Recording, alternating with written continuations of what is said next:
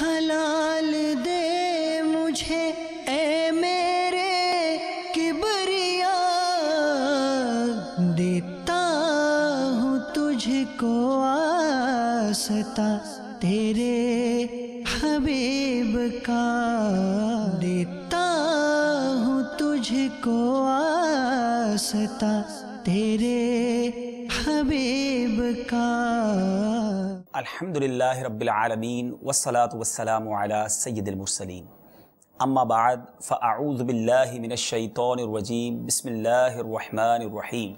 الصلاة والسلام علیک یا رسول اللہ وعلی آلک واصحابک یا حبیب اللہ، الصلاة والسلام علیک یا نبی اللہ وعلی آلک واصحابک یا نور اللہ۔ میرے پیارے اور محترم اسلامی بھائیوں اور مدنی چینل کے ناظرین، سلسلہ احکام تجارت میں آپ سب کو مرحبا کہتے ہیں۔ الحمدللہ عز و جل اس سلسلے میں مختلف کاروبار کرنے کے جو شعبے ہیں ان کو سلسلے میں فوکس کیا جاتا ہے، ان کے سوالات لیے جاتے ہیں۔ الحمدللہ اس سلسلے میں ہمارے ساتھ مفتی صاحب ہوا کرتے ہیں اور مفتی صاحب ہماری رہنمائی فرمایا کرتے ہیں الحمدللہ عز و جل۔ اس کے ساتھ ساتھ مختلف ایسی جو جابز کہہ لیجئے، ایسے ذرائع آمدنی کہہ لیجئے، ایسے شعبے کہہ لیجئے کہ جن کے ذریعے لوگ اپنے ارننگ کرتے ہیں، اپنے مال کماتے ہیں، ہم نے الحمدللہ ان شعبوں کو بھی کچھ نہ کچھ اپنے حصے میں جگہ دی، ان کے بھی سوالات لیے اور ان کے جوابات بھی مفتی صاحب سے حاصل کیے اور ان کی پیچیدگیاں دور کرنے کی کوشش کی۔ ایسی پیچیدگیاں جو بعض اوقات وہ نہیں سمجھ پاتے تھے، الحمدللہ جب اہل علم ہمارے مفتی صاحب کی بارگاہ میں ان کے سوالات آتے تو ان کی پیچیدگیاں بہت آسانی سے حل ہو جاتی ہیں۔ مگر آج جس شعبے کی باری ہے وہ قانونی پیچیدگیوں کے ماہر ہوا کرتے ہیں، بلکہ وہ اپنی قانونی پیچیدگیاں لوگ ان کے پاس جا کر حل کروایا کرتے ہیں۔ یقیناً آپ پہنچ گئے ہوں گے ہم کس شعبے کی بات کر رہے ہیں۔ آج وکالت کے شعبے کے اسلامی بھائیوں کے سوالات ہمارے سلسلے میں شامل ہوں گے۔ وہ لوگ جو لوگوں کی پیچیدگیاں دور کرتے ہیں، آج انشاءاللہ ان کے شعبے سے متعلق جو ایسے سوالات، ایسی معلومات جو وہ چاہتے ہیں ہم سے، انشاءاللہ وہ شامل کریں گے۔ دنیا بھر میں جہاں کہیں آپ ہمیں دیکھ رہے ہیں، بالخصوص وہ اسلامی بھائی جو لا یعنی قانون اور وکالت سے تعلق رکھتے ہیں یا اس شعبے سے کچھ نہ کچھ ان کا واسطہ رہتا ہے، تو اس حوالے سے آج ہمارے ساتھ رہیے گا۔ مفتی صاحب ہمارے ساتھ موجود ہیں، ہمارے پاس الحمدللہ ویڈیو سوالات بھی موجود ہیں، ہم وہ سوالات بھی اپنے سلسلے میں شامل کریں گے۔ آج لائرز کی باری ہے، وکیل ہمارے جو اسلامی بھائی ہیں ان کی باری ہے، انشاءاللہ ان کے سوالات ہوں گے اور ہمارے مفتی صاحب کے جوابات ہوں گے۔ اس سے پہلے کہ ہم سوالات کی طرف چلیں، پہلے بڑی پیاری ایک درود پاک کی فضیلت سنتے ہیں۔ قیامت کے دن کسی مسلمان کی نیکیاں میزان یعنی ترازو میں ہلکی ہو جائیں گی۔ سرور کائنات، شاہ موجودات، محبوب رب الارض والسماوات صلی اللہ تعالی علیہ وسلم ایک پرچہ اپنے پاس سے نکال کر نیکیوں کے پلڑے میں رکھ دیں گے تو اس سے نیکیوں کا پلڑا وزنی ہو جائے گا۔ وہ عرض کرے گا، میرے ماں باپ آپ پر قربان، آپ کون ہیں؟ حضور اکرم صلی اللہ تعالی علیہ وسلم فرمائیں گے، میں تیرا نبی محمد صلی اللہ تعالی علیہ وسلم ہوں اور یہ تیرا وہ درود پاک ہے جو تو نے مجھ پر پڑھا تھا۔ سبحان اللہ۔ میرے پیارے اسلامی بھائیوں، درود پاک پڑھنا اپنا معمول بنائیے۔ آئیے مل کر محبت کے ساتھ درود پاک پڑھتے ہیں۔ صلو علی الحبیب صلی اللہ تعالی علی محمد صلی اللہ علیہ وسلم۔ وکالت بڑا اہم شعبہ ہے اور اس کے بارے میں بہت مسکنسیپشن بھی پائے جاتے ہیں۔ لوگ بعض اوقات اس شعبے کے بارے میں بہت نیگیٹو اپروچ بھی رکھتے ہیں، یہ بھی آپ سے بات کریں گے، لیکن پہلے وکالت کے حوالے سے قرآن و حدیث کی روشنی میں یہ ارشاد فرمائیں کہ اس شعبے کی قرآن و حدیث کی روشنی میں کیا حیثیت ہے؟ الحمدللہ رب العالمین والصلاة والسلام علی سید الانبیاء والمرسلین، اما بعد فاعوذ باللہ من الشیطان الرجیم، بسم اللہ الرحمن الرحیم۔ قرآن و حدیث کی روشنی میں شعبہ وکالت کی کیا حیثیت ہے؟ بڑا ہی اہم سوال ہے۔ جی ہے تو بہت سادہ لیکن کافی مشکل سوال ہے۔ دیکھیے، وکالت کے پس منظر کو دیکھنا ضروری ہے۔ فقہ اسلامی کی ہر کتاب میں وکالت کا ایک باب تو قائم ہے، یعنی بہت ساری ایسی چیزیں ہیں انسان خود نہیں کرتا، اپنا نائب بناتا ہے اور اس کا جو نائب ہے وہ کام انجام دیتا ہے۔ ٹھیک ہے۔ مثال کے طور پر بعض صورتوں میں رمی میں وکالت ہوتی ہے، ٹھیک ہے، حج کے حوالے سے۔ جی۔ اسی طریقے سے انسان خود قربانی کرے، مطلب بکری پر چھری لے کر کھڑا ہو جائے، یہ ضروری نہیں، جی، اس کا کوئی وکیل ذبح کر سکتا ہے۔ عقد نکاح میں الفاظ ایجاب و قبول بندہ خود کہے یہ ضروری نہیں، ٹھیک ہے، اس کا کوئی نمائندہ اور وکیل بھی اس کی طرف سے عقد کر سکتا ہے۔ ٹھیک ہے، تو خرید و فروخت، نکاح و طلاق، معاملات، بہت ساری چیزیں ایسی ہیں کہ جس میں نیابت ہوتی ہے۔ ٹھیک، یہ مسائل تو فقہ اسلامی میں موجود ہیں اور بڑی تفصیل کے ساتھ موجود ہیں، ان کے احکام۔ اچھا، جو وکیل بنائے گا اسے موکل کہیں گے، ٹھیک ہے، اور جسے موکل تو بنایا جنات والا جو بڑا مشہور ہے، یہ والا دوسرا موکل ہے۔ یہ دوسرا موکل ٹھیک ہے، ٹھیک ہے، تلفظ ایک ہی ہے، ٹھیک ہے، اور جو آگے ہوگا اسے موکل کہیں گے، ٹھیک ہے، جسے وکیل کیا گیا۔ ٹھیک ہے، مختلف امور کے اندر وکالت کا سلسلہ تو ایک بڑا ہی عمومی سلسلہ ہے، لیکن تنازع کے وقت قاضی صاحب کے پاس، جج کے پاس مدعی کا یا مدعا علیہ کا وکیل بننا یہ ایک نئی چیز ہے۔ مطلب ایسا نہیں ہے کہ شروع سے لے کر یہ معاملہ چلتا آ رہا ہو، اس کی زمانہ قدیم کے اندر کوئی مثال نہیں، اور یوں سمجھیے کہ فقہ کی کتابیں اس کی تفصیل سے خالی ہیں۔ اچھا، تو یہ پہلے بھی تو کیسز ہوتے تھے، عدالتیں لگتی تھی تو وہاں وکیل نہیں ہوتے تھے؟ پہلے یہ ہوتا تھا کہ قاضی کے سامنے، ٹھیک ہے، جج کے سامنے مدعی پیش ہوتا تھا، مدعا علیہ پیش ہوتا تھا، دعویٰ کرنے والا اور جس پر دعویٰ کیا، اور ساتھ ہی ساتھ جج یعنی عدالت کے اندر فقہا کی ایک جماعت بیٹھتی تھی۔ سبحان اللہ، سبحان اللہ، تو قاضی جو ہے فقہا سے مشاورت کرتا تھا ٹھیک ہے، اور ان کی مشاورت کی روشنی میں فیصلہ کر دیا کرتا تھا۔ ٹھیک ہے،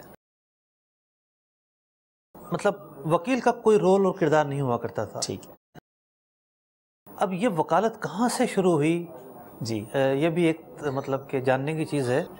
سلطنت عثمانیہ کے تحت جو قاضی کام کیا کرتے تھے، تو ان قاضیوں کی رہنمائی کے لیے کچھ تعزیرات لکھوائی گئیں، ٹھیک ہے، المادہ کر کے، جسے اردو میں دفعہ یا تعزیر کہتے ہیں، تاکہ یہ قاضی حضرات فیصلہ کرنے میں غلطیاں نہ کر سکیں۔ صحیح، مجلۃ الاحکام العدلیہ اچھا، بڑی مشہور کتاب ہے سلطنت عثمانیہ کے تحت۔ یوں سمجھیے فتاوی عالمگیری کے بعد مجموعی طور پر ریاست کے تحت لکھوائی جانے والی یہ دوسری کتاب تھی۔ ٹھیک ہے، زیادہ ضخیم تو نہیں تھی، لیکن محنت بڑی کی گئی اس کتاب کے لکھوائے جانے پر۔ ٹھیک اس کا جو فوکس تھا وہ قاضی حضرات اور عدلیہ کے معاملات تھے۔ ٹھیک ہے، تو اس کتاب کی ایک شرح لکھی گئی ہے دارالحکام کے نام سے، شیخ علی حیدر جو ہیں، 70-80 سال پہلے کی لکھی ہوئی کتاب ہے۔ ٹھیک ہے، اس میں یہ ملتا ہے کہ لِكُلِّ مِنَ الْمُدَّعِي وَالْمُدَّعَى عَلَيْهِ أَن يُوَكِّلَ مَنْ شَاءَ بِالْخُصُومَةِ وَلَا يَشْتَرِطُ رِضَى الْآخَرِ، کہ مدعی اور مدعا علیہ دونوں اگر چاہیں تو اپنا وکیل مقرر کر سکتے ہیں، ٹھیک ہے، اور سامنے والے پارٹی کی رضامندی ضروری نہیں ہے ٹھیک ہے، کہ جناب وہ چاہے گا تو یہ وکیل مقرر کرے ورنہ نہ کریں، ایسا نہیں ہے۔ ٹھیک ہے، تو یہ ایک جزیہ ہے جو متاخرین کی کتابوں میں ملتا ہے، اس سے پہلے وکالت کا کوئی تذکرہ نہیں ملتا۔ ٹھیک ہے، اچھا، ایک اور بڑی دلچسپ بات ہے، جی مفتی صاحب، وہ یہ ہے اس وکالت کی اصل ضرور ملتی ہے۔ مثال کے طور پر حضرت علی المرتضیٰ کرم اللہ وجہہ الکریم، ان کے متعلق امام بہقی رحمۃ اللہ تعالی علیہ نے ایک حدیث نقل کی، اور راوی ہیں حضرت عبداللہ بن جعفر رضی اللہ تعالیٰ عنہ، کہتے ہیں کان علی بن ابی طالب رضی اللہ تعالیٰ عنہ یکرہ الخصومۃ، کہ آپ کو تنازع پسند نہیں تھا، ٹھیک ہے، لیکن جب خود کسی معاملے میں مبتلا ہوتے، کوئی ایسا مسئلہ ہوتا کہ قاضی سے وہ حل کروانا ہوتا، تو فرماتے ہیں وکل فیہا عقیل ابن ابی طالب رضی اللہ تعالیٰ عنہ، جی، تو اپنے بھائی عقیل بن ابی طالب کو اپنا نمائندہ مقرر کرتے سبحان اللہ، کہ تم چلے جاؤ قاضی کے پاس اور میری نمائندگی کر لو۔ ٹھیک ہے، فلما کبر عقیل وکلانی، عبداللہ بن جعفر رضی اللہ تعالیٰ عنہ فرماتے ہیں کہ جب حضرت عقیل کی عمر زیادہ ہو گئی تو پھر حضرت علی رضی اللہ تعالیٰ عنہ نے مجھے نمائندہ بنا کر بھیجا۔ اچھا، اور مختلف روایتوں میں یہ بھی آیا کہ ایک موقع پر حضرت صدیق اکبر رضی اللہ تعالیٰ عنہ کے دور میں جی حضرت علی رضی اللہ تعالیٰ عنہ نے حضرت عقیل بن ابی طالب رضی اللہ تعالیٰ عنہ کو اپنا نمائندہ بنا کر بھیجا قاضی کے پاس، ٹھیک ٹھیک، اور حضرت عثمان غنی رضی اللہ تعالیٰ عنہ کے دور میں عبداللہ بن جعفر رضی اللہ تعالیٰ عنہما کو اپنا نمائندہ بنا کر بھیجا ٹھیک ہے، قاضی کے سامنے ٹھیک ہے، کہ تم جا کر میری نمائندگی کرو۔ اور یہ الفاظ آتے ہیں حضرت علی کا فرمان، ان للخصومت قمحا، کہ جو خصومت ہے، تنازع ہے، اس میں جو ہے وہ آزمائش ہوتی ہے ٹھیک ہے، اور یہ ہلاکت ہے۔ ان الشیطان لیحضرها وانی لاکرہ ان احضرها، چونکہ اس میں ایک انتہائی نازک مرحلہ ہوتا ہے، شیطان اس میں بہت زور لگاتا ہے، تو حضرت علی فرماتے ہیں کہ میں ناپسند کرتا ہوں اس بات کو کہ اس وقت جا کر میں اس مجلس میں حاضر ہوں، اپنا نمائندہ بنا کر بھیج دیتے۔ یعنی یہ وہاں سے یہ بات ملتی ہے، مطلب اتنا تو ملتا ہے، پریکٹس نہیں تھی مسلمانوں کی، لوگوں کی، یہ ایک دو معاملات جیسے سامنے آئے۔ وہ سب باتیں تو ابھی آپ سے بہت کرنی ہے، میں چاہ رہا ہوں ناظرین کو یوں شامل کر لوں کہ یقیناً وکالت کا شعبہ ایسا ہے، ویسے تو کہا جاتا ہے اللہ تعالیٰ کسی کو کورٹ کچہری کے چکر نہ لگائے، لیکن کبھی نہ کبھی ضرور ہمارا اس معاملے میں کسی نہ کسی کو ضرورت پڑ جاتی ہے، تو سوالات آپ کے ذہن میں بھی ہوں گے، لائرز حضرات بھی ہو سکتا ہے ہمارا سلسلہ دیکھ رہے ہوں، قانون دان جس کو کہتے ہیں وہ بھی ہو سکتا ہے ہمارے سلسلے میں شامل ہو، دنیا بھر میں ہمارے ناظرین دیکھا کرتے ہیں ہمارے چینل، آپ بھی ہمیں کال کر سکتے ہیں اس سلسلے میں، آپ کے سوالات کو بھی ہم مرحبا کہیں گے۔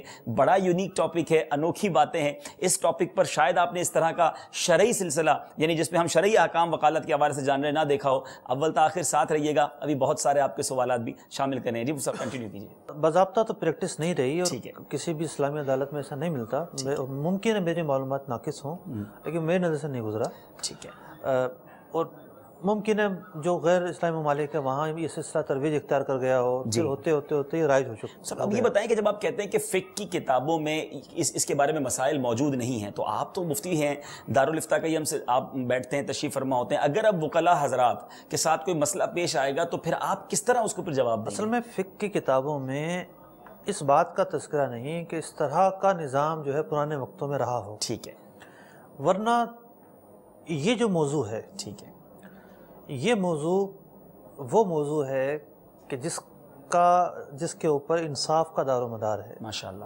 ماشاءاللہ، ایک آیت مبارکہ میں آپ کے سامنے تلاوت کرتا ہوں۔ جی لبیک۔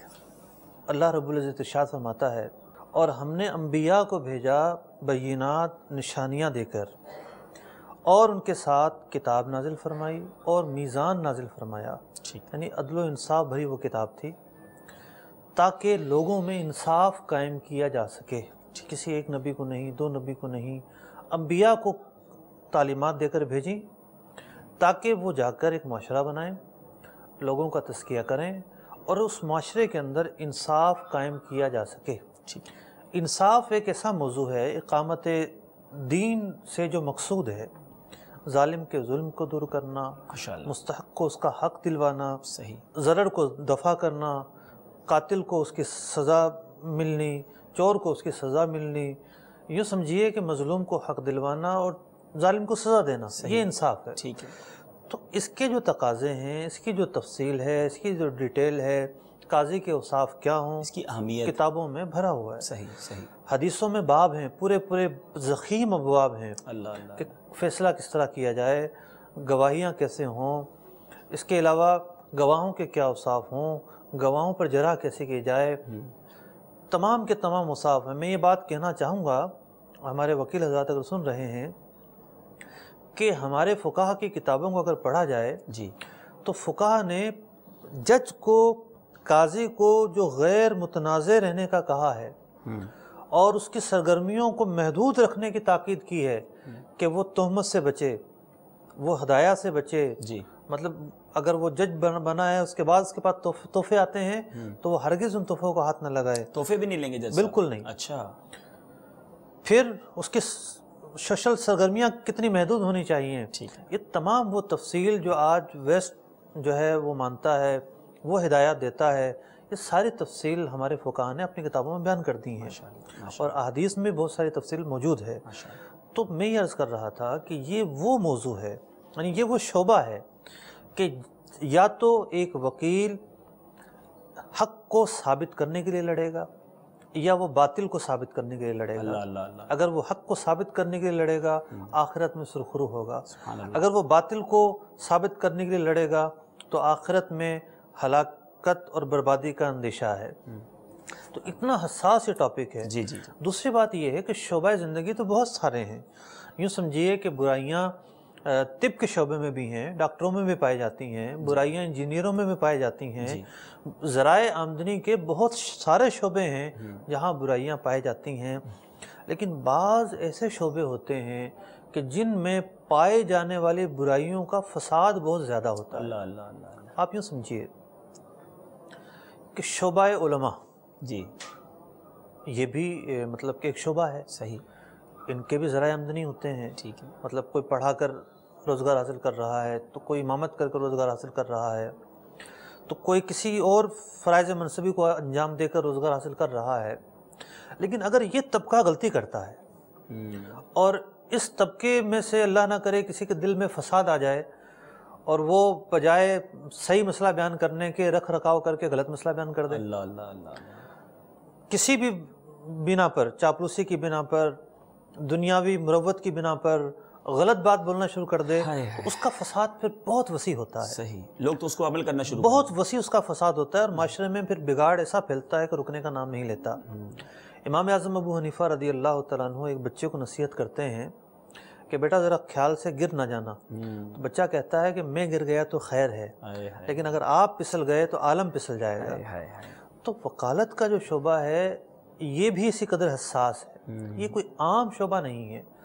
اس کے اندر معاشرے کی ایک بڑی اکائی اس کے حوالے ہے. صحیح. یعنی انصاف کا قیام، ظلم کا دور کرنا، معاشرے سے فساد کا دور کرنا، برائیوں کو دور کرنا، یہ اس شعبے کے ذمے ہے. یعنی اگر اچھی نیتوں سے یہ کام کیا جائے تو یہ کار ثواب بھی ہو سکتا ہے. کار ثواب بھی ہو سکتا ہے. یعنی واقعی بلا شبہ مظلوموں ایک کی سے مدد، ایک مظلوم لوگ آتے ہیں، بہت پیاری کار ثواب بھی ہو سکتا ہے. لیکن پریکٹس یہ ہے، ایک بڑا طبقہ وہ ہے جھوٹ سے نہیں بچ پاتا، جی برائیوں سے نہیں بچ پاتا، باطل کی جو ہے وہ کو ثابت کرنے کے لیے، جھوٹ کو سچ کرنے کے لیے اپنی پوری کوششیں لگا دیتا ہے اور اپنے جو کلائنٹس ہوتے ہیں ان کو ایک سے ایک ترکیب سمجھاتا ہے کہ اس طرح جا کے جھوٹا علف اٹھانا ہے، اس طرح جا کے جھوٹی قسم دینی ہے. ابھی آپ نے دیکھیں، میں یہاں تھوڑا سا انٹرپ آپ کو اس لیے کروں گا کہ ابھی آپ نے فرمایا کہ ہر شعبے میں برائی ہوتی ہے، اور واقعی ایسا ہے کہ کسی بھی فیلڈ میں جائیں، ہم نے شعبوں پہ سلسلے بھی کیے تو ان کی ایسی باتیں کبھی کبھی سامنے آتی، جیسے میں دوائیوں والا کا کیا تھا، ڈاکٹرز کا کیا تھا، بہت سارے شعبے. تو پرابلمز تو ہر شعبے میں، لیکن جتنا بدنام وکالت کے شعبے کو کیا گیا، ابھی میں الفاظ نہیں کہنا چاہتا جو ان کے بارے میں مشہور کیا جاتا ہے، تو یہ اس کی کیا وجہ؟ یعنی کیا ہم کسی ایک شعبے کے بارے میں اپنا یہ مائنڈ سیٹ بنا سکتے ہیں کہ شعبے یہ پورے کے پورے کے شعبے لوگ خراب ہیں؟ اصل میں دیکھیے، ڈاکٹروں پر پیسہ نہیں پھینکا جاتا، پیسہ پھینکا جاتا ہے پولیس پر، وکیلوں پر، ججوں پر. ہر جج ایسا نہیں ہوتا، بعض نکل آتے ہیں. تو جب پیسہ کسی چیز پر پھینکا جائے اور اپنے مفادات کے لیے پھینکا جائے تو پھر وہاں پھسلنے والوں کی تعداد بھی زیادہ ہو جاتی ہے. پھر یہ ہے کہ اصل دار و مدار ہے دین سے دوری. صحیح. اگر یہ اس شعبے کے تقاضے کیا ہیں، صحیح، یہ کتنا حساس شعبہ ہے، اگر ان کے سامنے یہ چیز مد نظر رہے تو برائیوں میں کافی حد تک کمی آ سکتی ہے. ایک حدیث میں فرمایا گیا کہ جسے فیصلے پر معمور کیا گیا اسے جو ہے وہ تیز دھار تلوار، الٹی تلوار سے ذبح کر دیا گیا. تو اتنا حساس شعبہ ہے. یعنی کسی کا قاضی بننا اس سے تو ڈرایا گیا ہے کہ بعض فقہا کے بارے میں آتا ہے قاضی بننے سے انکار کیا. امام اعظم ابو حنیفہ رضی اللہ تعالیٰ نے کوڑے کھائے، قاضی بننا پسند نہ کیا. اللہ اللہ، اس کے تقاضے ہیں، تقاضے اتنے اس کے گہرے ہیں. پھر جو وکلاء ہیں انہیں چاہیے کہ حدیث کی تمام ہی کتابوں کے اندر، کتاب القضات ہے، کتاب الدعوہ ہے، وہ مطلب کہ پڑھیں. ان کے تراجم آتے ہیں، شروحات آتی ہیں، اردو شروحات بھی آتی ہیں، ان کو پڑھا جائے. بہار شریعت کے اندر ڈیٹیل ہے. فتاوی رضویہ جو 18ویں جلد ہے وہ پوری کی پوری جو ہے قضا کے مسائل پر ہے. انوکھی باتیں نہیں کر رہے مفتی صاحب. لاء پڑھنے کے لیے بڑی بڑی موٹی موٹی کتابیں ہوا کرتی ہیں، اس کے کالجز الگ ہیں، اس کا سلیبس الگ ہے. آپ وکیلوں کو کہہ رہے ہیں کہ یہ والی کتابیں پڑھیں. دیکھیے، یہ وکالت سے جدا نہیں ہے. ٹھیک ہے. میں نے LLB کا نصاب دیکھا ہے. ٹھیک ہے. اس کے اندر اصول فقہ ہے، اس کے اندر قانون وراثت ہے. اچھا. آئلی قوانین سارے کے سارے جو ہیں ان کا تعلق مذہب سے ہے. پھر یہ ہے کہ آج ہم اخباروں میں پڑھتے ہیں کہ ہر دوسرے قانون پر مذہب کی بات کی جاتی ہے کہ اسلام اس قانون کے حوالے سے یہ کہتا ہے. کوئی کسی بھی شعبے میں ہو، اس شعبے کے جو اخلاقیات ہیں، جو آداب ہیں، اس شعبے کی جو ہلاکتیں ہیں اس کے بارے میں ہمارا دین ہماری رہنمائی کرتا ہے. اور میں عرض کر رہا ہوں کہ اس فیلڈ کے بارے میں تو پورے چیپٹر حدیث کی کتابوں میں. قرآن مجید فرقان حمید کی نہ جانے کتنی آیتیں ہیں جو انصاف، قسط، عدل کے موضوع پر جو ہے مبنی ہے. تو ان کی جو تفاسیر ہیں وہ بھی پڑھی جائیں. اور سب سے اہم چیز یہ ہے کہ ان تمام، یہ ایک امانت ہے. یعنی جج جو ہے وہ آپ کے اوپر جو ہے وہ اس کا دار و مدار ہے. جو ڈیٹیل آپ بتا رہے ہیں، جو شواہد آپ پیش کر رہے ہیں، ٹھیک ہے آج ایک قاتل جو ہے وہ دنیا میں بچ گیا تو بچ جائے گا، ممکن ہے. آخرت میں تو نہیں بچ سکتا. صحیح. تو معاملہ صرف دنیا پر نہ رکھا جائے، مطلب کہ آخرت پر بھی جو ہے وہ نگاہ ہونی چاہیے، کہیں آخرت خراب نہ ہو. بہت پیارے بدری پھول مفتی صاحب عطا فرما رہے. جی چاہ رہے ہیں آپ سے ہی آج سلسلہ پورا آپ ہی کے بدری پھولوں پر کر لیں، لیکن ہمارے وکیل اسلامی بھائی نے بھی سوالات ریکارڈ کروائے ہوئے ہیں. پہلے سوال کی طرف چلتے ہیں، دیکھتے ہیں ہمارے لائر اسلامی بھائی ہمارے سلسلے میں کیا پوچھنا چاہتے ہیں. صلو علی الحبیب صلی اللہ تعالی علی محمد صلی اللہ علیہ وسلم. میرا نام حافظ محمد عادل اتاری ہے. میں مرکز الاولیاء لاہور سے بلونگ کرتا ہوں. میرا مفتی صاحب سے یہ سوال ہے کہ پاکستان کا زیادہ تر قانون جو ہے وہ انگریز کا بنایا ہوا ہے. اس کا پڑھنا، اس کی وکالت کرنا کیسا ہے؟ علماء کرام اس کے بارے میں کیا رہنمائی فرماتے ہیں؟ جی سب وہی بات ہوئی نا کہ قرآن و حدیث جو آپ نے کہا کتابوں کو پڑھا جائے، اور یہ قانون اور یہ جو پورا ان کا سسٹم ہے وہ تو اگر یہ فرما رہے ہیں کہ انگریزوں کا بنایا ہوا ہے تو پھر پڑھنا کیسا ہے اس کا؟ میرے سامنے تعزیرات پاکستان رکھی ہوئی ہے. ٹھیک ہے. اور اس کے اوپر لکھا ہوا ہے کہ 1860. ٹھیک ہے. تو ٹھیک ہے یہ 1860 میں بنایا گیا ہوگا. بات یہ ہے کہ پڑھنے کو تو یہ اس علم میں کوئی قباحت نہیں ہے. ٹھیک ہے. تعلیم حاصل کرنا اور چیز کو پڑھنا، ٹھیک ہے، اس پر تو کوئی دو رائے نہیں ہے. ٹھیک ہے.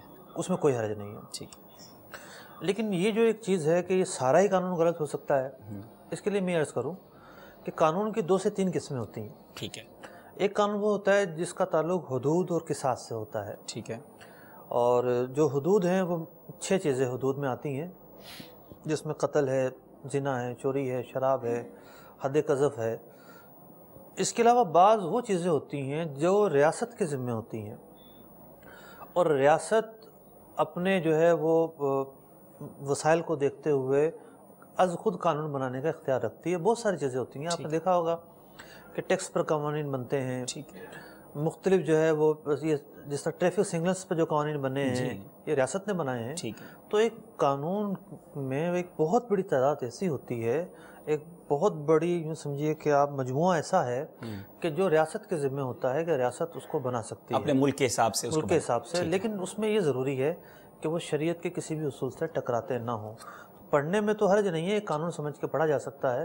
لیکن رہی بات استعمال کی، ٹھیک ہے، وہاں تو بعض قوانین ایسے ہیں ان پر تحفظات ہو سکتے ہیں، تو وہاں ایک الگ معاملہ ہے. اچھا مصعب اس میں یہ بتائیں کہ آپ نے جملہ فرمایا کہ پڑھنے میں حرج نہیں ہے، تو کیا کوئی بھی ایسا علم، ایسی نالج جو غیر مسلموں کی ہو، اس کو پڑھنے میں حرج نہیں ہے جس میں اسلام کے خلاف یا اسلام کے جو تقاضے ہیں یا اسلام کی جو باؤنڈریز ہیں اس کے خلاف باتیں ہوں، تو وہ بھی پڑھنے کی اجازت ہوگی ہر کسی کو؟ دیکھیے اب سائنس ہے، سائنس کے بہت سارے ایسے نظریات ہیں جو ہمارے مذہب سے ٹکراتے ہیں. مادے کے حوالے سے ان کا ایک نظریہ ہے، ٹھیک ہے، کہ مادہ جو ہے فنا نہیں ہو سکتا. ٹھیک ہے. دین اسلام یہ کہتا ہے کہ قیامت آئے گی اور ہر چیز فنا ہو جائے گی. ٹھیک ہے. کائنات کی ابتدا کیسے ہوئی؟ بگ بینگ تھیوری ہے. جی. بگ بینگ تھیوری جو ہے وہ ایک الگ بات بیان کرتی ہے، دین اسلام ایک الگ چیز بیان کرتا ہے. ٹھیک ہے. تو ایک مسلمان جو ہے اسے پتہ ہے کہ میرا دین کیا کہتا ہے. ٹھیک ہے. کائنات کی ابتدا کیسے ہوئی، اس کا تخلیق کرنے والا کون ہے، ٹھیک ہے، اس کا خالق کون ہے، کائنات کیسے فنا ہوگی، تصور قیامت کیا ہے، ٹھیک ہے، ایک مسلمان جانتا ہے. ٹھیک ہے. اب وہ ایک ایسی تھیوریز کو پڑھتا ہے جو ایک کسی سائنسدان کی دی ہوئی ہے، ایز اے تھیوری پڑھتا ہے. ٹھیک ہے جناب یہ ایک اوپینین ہے، یہ ایک نظریہ ہے، تو اس کو ایک نظریے کے طور پر پڑھتا ہے، وہ اس کا قائل نہیں ہوتا. ٹھیک ہے. اس کے جو خیالات اور تصورات ہیں اس کے ذہن میں نہیں جمتے، تب کوئی حرج نہیں ہے. ہاں وہی تب والی جیسے آپ نے بات کی. ورنہ بعض اوقات ایسی بکس بھی ہوتی ہیں، جیسے ہم اسکول سسٹم پہ بھی اگر آئیں تو بعض اوقات ایسی بکس ہوتی ہیں جس میں غیر مسلموں کے ایسے فضائل بیان کیے ہوتے ہیں کہ چھوٹی عمر کا بچہ پھر اس سے انسپائر نہ ہو جائے. تو کوئی باؤنڈری تو ہوگی نا کسی بھی نالج کو پڑھنے کے لیے کہ پھر اس کی اپنی بیسکس اتنی مضبوط ہو کہ وہ اس سے انسپائر نہ ہو جائے، اس سے متاثر نہ ہو جائے. بالکل. اس کے ساتھ ساتھ اگر دینی معلومات ماشاءاللہ ہوتی رہیں تو ماشاءاللہ بچت ہو سکتی ہے. ٹھیک ہے چلے اس کا مطلب ان کا جواب یہ ہو گیا کہ پڑھنے میں حرج نہیں ہے, باقی اس پر امپلیمنٹیشن میں کئی چیزوں پر بات کی جا سکتی ہے. چلتے ہیں دوسرے سوال کی طرف اور دیکھتے ہیں کہ ہمارے وکیل اسلامی بھائی ہم سے کیا سوال کرنا چاہتے ہیں. صلو علی الحبیب صلی اللہ تعالی علی محمد صلی اللہ علیہ وسلم. میرا مفتی صاحب سے یہ سوال ہے کہ دور دراز کے علاقوں سے وکلاء صاحبان اس دفتر میں اپنی انرولمنٹ کے حوالے سے ہمیں فیسیں بھجواتے ہیں, وہ فیسیں ہم بینک میں جمع کروا دیتے ہیں تو اس میں سے بقایا کبھی 10 روپے 20 50 100 روپے بچ جاتے ہیں, تو اس رقم کا شریعت کی روشنی میں جائز مصرف کیا ہے؟ ماشاءاللہ بہت خوشی ہوئی ان کے اس سوال سے کہ ان کو فکر ہے کہ اس رقم کا کیا کیا جائے. کیا فرماتے ہیں مفتی صاحب؟ یہ وضاحت نہیں ہے کہ کس ڈپارٹ کے ہیں, ان کے پاس کس طور پر فیسیں آتی ہیں. جی ممکن ہے کورٹ کے کوئی رجسٹرار ہو یا کوئی ایسا پوسٹ ہو. دیکھیے جو رقمیں آتی ہیں اور وہ بچ جاتی ہیں تو وہ بچی ہوئی رقمیں استعمال کرنے کی اجازت تو نہیں ہے. ٹھیک ہے. اور وہ جو افراد ہیں جب وہ آئیں تو ان کی رقم ان کے حوالے کی جائے کہ بھئی آپ کی یہ رقم بچ گئی تھی, آپ لے لیجئے. کیونکہ کورٹ کا معاملہ ایسا ہے کہ آنے والا یہ نہیں کہ ایک ہی مرتبہ آیا ہے, اس نے سالوں سال آنا ہے. صحیح. تو اس سے اگلی ملاقات بھی ہو جانی ہے, تو اس کو بتا دیا جائے کہ اب یہ بتا رہے ہیں کہ دور دراز سے وہ فیس بھجوائی جاتی ہے, تو ہو سکتا ہے کہ یہ وکلاء بھجواتے ہیں, تو وکلاء ہو سکتا ہے کہ اپنی کوئی نمبر وغیرہ. میں نے عرض کیا یہ تھوڑا سا کنفیوژن ہے کہ یہ کہاں بھجواتے ہیں, کس طور پر بھجواتے ہیں, کس چیز کی ہوتی ہے. صحیح. اچھا لیکن اب اس میں چلیں اس کو تھوڑا سا دوسری طرف یوں کر لیتے ہیں کہ ابھی 20 روپے کی رقم 30 روپے کی رقم مفتی صاحب اس کے لیے بھی یہ سب کچھ کرنا پڑے گا, چھوٹی رقم نہیں ہے. دیکھیے یہ مال غیر ہے. ٹھیک ہے. اس شخص کا جس کے پاس بھی یہ رقم آئی ہے اس کا مال نہیں ہے. ٹھیک ہے. تو چونکہ یہ اس کا مال نہیں ہے تو رقم کا اس کے پاس آ جانا اس کے لیے حلال ہونے کے لیے کافی نہیں ہے. ٹھیک ہے. ہماری شریعت نے انتقال ملکیت کے اسباب مقرر فرمائے ہیں. ٹھیک ہے. تھوڑا آسان کر دیں مجھ. کوئی چیز آپ خریدتے ہیں تو آپ کی ملکیت میں آتی ہے. ٹھیک ہے. آپ کسی کو گفٹ کرتے ہیں تو سامنے والے کی ملکیت میں جاتی ہے. ٹھیک ہے. مورث کا انتقال ہو جائے تو وہ چیز ورثہ کی ملکیت میں آ جاتی ہے. ٹھیک ہے. تو ملکیت ایک فرد سے دوسرے فرد کی طرف جانے کے اصول ہے. ٹھیک ہے. ایسا کوئی بھی سبب نہیں ہے کہ کوئی رقم نیچے پڑی ہوئی تھی اور کسی کو مل گئی تو اس کی ملکیت میں آ جائے گی. ٹھیک ہے. اس کے لیے استعمال حلال ہو جائے گا. یا کوئی رقم کسی کے پاس پہنچی زیادہ چلی گئی وہ اس کے لیے حلال ہو جائے گی. ایسا شریعت نے کوئی اصول مقرر نہیں. کوئی لمٹ تو ہوگی نا مفتی صاحب. اب آج کل کا جس کا کاروبار چل رہا ہوتا ہے یا جیسے یہ بتا رہے ہیں فیس کی رقم آئی یا 5000 روپے آئی اور اس میں ذرا 20 روپے بچ گئے تو سامنے والا بھی سمجھتا ہوگا یار 20-25 کہاں واپس دے گا وہ, اور چلو ختم کریں اس کو. تو یہ انڈرسٹوڈ سمجھ کے 20-25 30-50 روپے رکھے نہیں جا سکتے. اصل میں انڈرسٹوڈ سمجھنا بہت ہی نازک معاملہ ہے. اچھا. بسا اوقات سامنے والے کی خاموشی ہوتی ہے, وہ بول نہیں پاتا. ٹھیک ہے. یعنی پوسٹ ایسی ہوتی ہے, سیٹ ایسی ہوتی ہے کہ وہ 20 روپے مانگتے ہوئے اسے شرم آتی ہے. ٹھیک ہے. لیکن دلی طور پر وہ راضی نہیں ہوتا. وہ دلی طور پر آپ نے دیکھا ہوگا کہ آپ تو کیا دیکھتے ہوں گے, بسوں کے اندر جو ہے وہ لوگ 1-1 روپے کے لیے جھگڑ رہے ہوتے ہیں. صحیح فرما رہے ہیں. 1-1 روپے کے لیے جھگڑ رہے ہوتے ہیں. تو لوگ جہاں حق کی بات آتی ہے تو 1 روپے کے لیے بھی جھگڑتے ہیں. غریب آدمی کے لیے بھی وہ رقم ہے. جی جی جی جی صحیح فرما رہے ہیں. اور صحیح کہہ رہے ہیں کہ اب آپ جس کے 20 روپے ہیں, اچھا اب وہ امیر ہے یا غریب ہے, رقم دینی ہوگی واپس, اس کا مطلب یہ ہوا. اچھا اپنی طرف سے دینے میں جو مشکلات ہیں جی جی اس کے حل موجود ہیں. جی کوئی حل بھی تو بتائیں نا. مثال کے طور پر سب سے جو پہلا مرحلہ ہے رابطہ کیا جائے. ٹھیک ہے. آپ کی رقم بچ گئی ہے. ٹھیک ہے. وہ افراد جب بھی آئیں لکھ لیا جائے اپنے پاس, رقم سنبھال کر دی جائے. 20 روپے کے لیے 5 روپے کی کال کریں مفتی صاحب.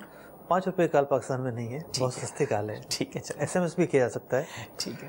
اچھا اس کے بعد یہ ہے کہ بالفرض کسی ایسے شخص نے بھیجی جس کا عطا پتہ ہی نہیں ہے, اس کے وارثوں کا بھی عطا پتہ نہیں ہے, ممکن ہی نہیں ہے اس تک پہنچانا, تو پھر ایسی رقم کو بغیر ثواب کی نیت کے صدقہ کر دیا جائے. یہ اپنے استعمال میں تو باہر صورت نہیں لا سکتے.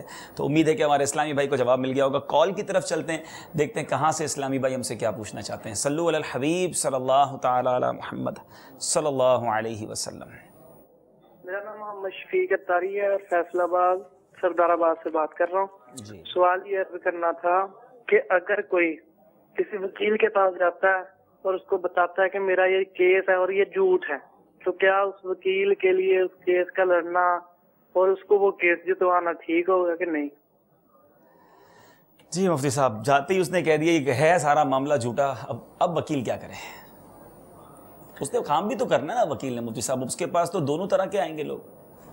دیکھیے اگر اسلامی تعلیمات پر نظر رہے اور اللہ اور اس کے رسول کا لایا ہوا جو دین ہے یہ پیش نظر رہے جی، تو پھر اسے نظر آئے گا کہ اگر میں مثال کے طور پر ایک شخص نے زمینوں پر قبضہ کر لیا ہے، جھوٹے کاغذات بنوا لیے، ٹھیک ہے، اور وکیل کے پاس لے کر آیا ہے، تو وکیل کو نظر آ جائے گا جی جی، کہ اس سے نہ جانے کتنے افراد بے گھر ہو جائیں گے، ٹھیک ہے، ان کا حق مارا جائے گا، ساری زندگی قرب میں مبتلا رہیں گے، جھوٹ بولنا پڑے گا، بددیانتی کرنی پڑے گی، جھوٹے حلف اٹھانے پڑیں گے، جی، ایک نہ جانے نہ ختم ہونے والا سلسلہ جو ہے جاری ہو جائے گا. صحیح. اسے تو یہ نظر آ جائے گا جس کی نظر قرآن پر ہے، حدیث پر ہے، جسے آخرت کا خوف ہے، لیکن جس کی طمع جو ہے وہ صرف اور صرف پیسہ ہے، فیس ہے اور فیس ہے، تو وہ تو فوراً ایکسیپٹ کر لے گا، ٹھیک ہے آج کل کوئی کلائنٹ نہیں آ رہا، آپ آ جائیں. ٹھیک ہے، یعنی اب وکیل کے لیے ایسا اللہ رب العزت نے قرآن مجید فرقان حمید میں ارشاد فرمایا، تعاونوا علی البر والتقوی ولا تعاونوا علی الاثم والعدوان، تعاون کرو نیکی اور تقوی کے کاموں پر. واضح الفاظ میں اللہ تعالیٰ نے بیان کر دیا گناہ اور جو عدوان ہیں، جو مثال کے طور پر سرکشی کے کام ہیں، ایسے کاموں پر تعاون نہ کرو. جو وکیل جھوٹا کیس لیتا ہے، باطل کو ثابت کرتا ہے، تو وہ گناہ کے معاملے پر تعاون کرتا ہے، اور ایسے کیس کی آمدنی بلا شبہ حرام آمدنی ہے، مال حرام ہے، خود بھی حرام کھائے گا، اپنے بچوں کو بھی حرام کھلائے گا. واقعی ہے بہت نازک معاملہ میرے پیارے اسلامی بھائیوں، لیکن بات بہت پیاری مفتی صاحب نے کی کہ ہمیں اللہ پر بھروسہ رکھنا ہے، اور یقیناً روزی دینے والا بھی تو رب ہی ہے. ایسا نہیں ہے کہ اگر آپ جھوٹے کیس نہیں لیں گے تو کوئی سچا کیس نہیں آئے گا، روزی دینے والا رب ہے. اور یہ بھی یقین ہمیں ہونا چاہیے حلال تھوڑا ہو اس میں برکت ہوتی ہے، حرام چاہے زیادہ ہو برکت والا نہیں، وہ گناہ کا بھی سبب بنتا ہے، اور اس میں ہم نے دیکھا کہ مسائل بھی زندگی میں بھی وہ لوگ دیکھ لیتے ہیں. بہرحال سلسلہ جاری ہے، رہنمائی کا سامان ہو رہا ہے. کچھ لوگوں کے یقیناً دلوں پر چوٹ پڑ رہی ہوگی، لیکن یہ مدنی چوٹ ہے، توجہ سے شامل رہیے. اللہ تعالی ہم سب کو خوف خدا کی دولت عطا فرمائے اور رزق حلال کی طرف بڑھنے کی توفیق عطا فرمائے. مفتی صاحب آپ نے واقعی جو اس سلسلے کے شروع میں بات کی نا کہ کچھ لوگوں کا حرام کام کرنا وہ بعض اوقات انہی کے لیے نقصان دہ ہوتا ہے، لیکن کچھ لوگوں کا برے کام کر لینا بہت سارے لوگوں کے لیے اس کا فساد بہت زیادہ پورے معاشرے پر اثر انداز ہوتا ہے. بعض اوقات کسی خاندان کو تباہ کر دیا جاتا ہوگا، بعض کو کسی کو ہمیشہ کے لیے جیل میں ڈال دیا جاتا ہوگا، بہت کچھ ہو سکتا ہے اگر کسی غلط آدمی کا ساتھ کوئی مضبوط وکیل دے دے، اس کے پاس دلائل ہوں. آپ یہ سمجھیے کہ آج یہ کیسز تو سامنے آتے ہیں کہ جناب اتنے افراد بے گناہ جو ہے وہ جیلوں میں سڑ رہے ہیں، انہوں نے کچھ نہیں کیا، بے گناہ ہیں، 70 سال کے لوگ بھی موجود ہیں. کیا ان کے خلاف کوئی وکیل کھڑا نہیں ہوا ہوگا؟ بالکل ان کے خلاف بھی تو کیس کسی وکیل نے بنایا ہوگا. تو آج اگر یہ بات کی جاتی ہے کہ اتنے افراد جیلوں میں یوں ہیں، تو ان کے خلاف کیس بنانے والے کون ہیں، معاونت کرنے والے کون ہیں؟ واقعی بہت بڑی نیکیاں اگر وکیل اسلام پہ سن رہے ہیں تو آپ کما سکتے ہیں کہ آپ آگے بڑھ کر ان غریب یا ان مظلوموں کی مدد کریں، اس کو ثواب سمجھ کر آگے بڑھیں. کئی لوگ تو ایسے ہوتے ہیں مفتی صاحب جن کے پاس وکیل کرنے کے پیسے نہیں ہوتے، لیکن ہوتے وہ حق پر ہیں، اس وجہ سے بھی وہ کیس ہار جاتے ہوتے ہیں کہ ان کے پاس وکیل کرنے کے لیے نہیں ہوتے اور سامنے والے کے پاس مضبوط وکیل ہوتا ہے. تو اگر مظلوم کی ساتھ دیا جائے تو اس کی انشاءاللہ بہت کچھ آپ کو برکتیں ملیں گی. کال کی طرف چلتے ہیں. میرا نام آفتاب شیخ ایڈوکیٹ ہے، میں حبشوں کی بلوچستان سے بات کر رہا ہوں. اگر ہمارے پاس کوئی کلائنٹ ہوتا ہے، اس نے کوئی جرم کیا ہے اور ہم اس کو اپنی ذہانت سے رہا کروا دیتے ہیں، تو کیا اس وکیل کو گناہ ہے یا نہیں ہے؟ بہت خوش آئند بات یہ مفتی صاحب کے ایڈوکیٹ صاحب خود سے دیکھ رہے ہیں، اور ہمیں بہت امید ہے کہ آج کافی سارے لائرز اور قانون سے شعبے سے تعلق رکھنے والے اسلام میں ہمارے ساتھ ہوں گے.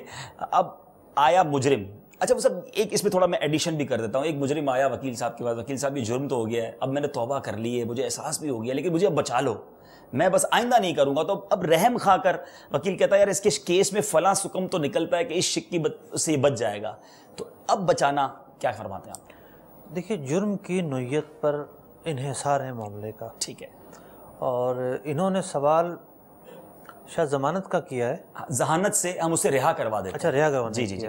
تو رہائی کی بھی دو قسمیں ہیں. جی، ایک تو یہ کہ ضمانت پر رہا ہو، ٹھیک ہے، اور ایک یہ کہ اس کا جرم ہی جو ہے وہ ثابت نہ ہو پائے. جی. تو اگر جرم ثابت نہیں ہو پا رہا تو ظاہر بات ہے وہ صرف ملزم ہی تھا، مجرم تو نہیں بنا. ٹھیک ہے. اور اگر ایسا معاملہ تھا کہ جرم اس کے اوپر ثابت ہے، سب کچھ ہے، یہ عارضی طور پر ضمانت پر رہا کروا رہے ہیں، تو ایسی آسانیاں ہیں قانون کے اندر کہ ان صورتوں کے اندر ضمانت پہ رہائی ہو سکتی ہے تو اعانت گناہ نہیں کہا جائے گا، ٹھیک ہے، کیونکہ جرم جو ہے وہ برقرار ہے اس کے اوپر اور اس کی پیشیاں بھی ہو رہی ہیں، ٹھیک ہے، اور وہ مجرم جیل ہی میں رہے، اسلام میں اس کی کوئی مثال نہیں ہے۔ ٹھیک ہے، اور عہد رسالت میں، عہد صحابہ میں شاید ہی کوئی واقعہ عہد صحابہ میں ہوا ہو کسی کو جیل میں بند کیا گیا ہو، ورنہ یہ سزا تو بہت بعد میں آئی ہے۔ ٹھیک ہے، تو اگر وہ عارضی طور پر باہر آ جاتا ہے تو اور کیس جاری رہتا ہے تو کیس جاری رہتا ہے تو اس کو اعانت گناہ تو نہیں کہیں گے۔ لیکن اب وہ جو جرم کیا ہے پتہ ہے اور اب اس جرم کو بے جرم ثابت کر دینا، اگر جرم کو پتہ ہے کہ اس نے جرم کیا ہے اور اب ایسا کیس لے کر اسے بے گناہ ثابت کرنا جو ہے یہ جائز نہیں ہے میرا۔ ٹھیک ہے، تو امید ہے کہ آفتاب صاحب آپ کو اس کا جواب مل گیا ہوگا۔ اچھا، یہاں بھی مفتی صاحب کوئی رحم دلی کا پہلو کہ اب یہ بیچارہ پھنس گیا ہے، اس کے ماں باپ آ گئے، رونا دھونا کر دیا کہ اب میرا بیٹا جیل میں چلا جائے گا، آپ کوئی راہ نکال دیں، آئندہ نہیں کرے گا، تو یہاں یہ اعانت نہیں ہوگی کہ کسی کو مسلمان کو تکلیف سے بچا لے؟ کیونکہ سامنے کوئی دعوے دار اگر نہ ہو، چلے ایک تو یہ نا کسی کے پیسے چوری کر لیے، اب وہ دینے پڑیں گے، لیکن اب پرسنلی اس کا ایسا کام معاملہ ہے کہ اب کسی کو دینا دلانا کچھ نہیں ہے، اب اس کو بچا لیا جائے، تو کوئی صورت بن سکتی ہے؟ اصل میں یہ جو رحم دلی کی بات آپ فرما رہے ہیں نا، جی جی،